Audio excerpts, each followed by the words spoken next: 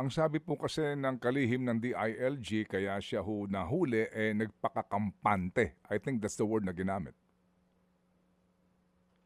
Alam mo, Manong Ted, atin naman in the ordinary human experience, pag ikaw ay nailalagay sa alanganin, na siguro the most important document na makakapagsalba sa'yo ay hindi mo iiwanan or hindi mo makakalimutan. So I think that is contrary to human experience, Manong Ted. In the same way na yung kanyang sinasabi na, because there are some previous assertion na, basta Manong Ted, dito na lang tayo sa Portuguese passport kasi I'm trying to reach out also to the Portuguese embassy to shed light to the truth of that assertion. Until now, walang maibigay ang Portuguese embassy sa ating bansa.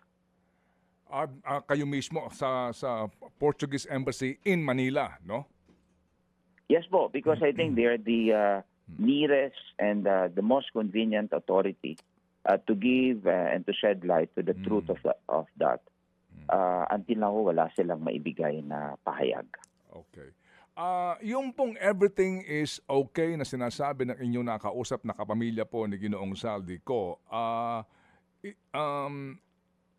ang inyo hubang katanungan ay tungkol lamang sa kanya o meron pang ibang mga kapamilya si Saldico na kasama at allegedly ay baka hawak ngayon ng mga Czech authorities?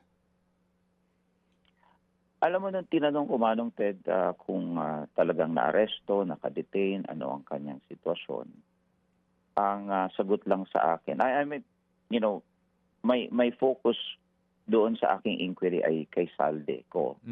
Ang sinagot sa akin ng kamag-anak ay everything is okay.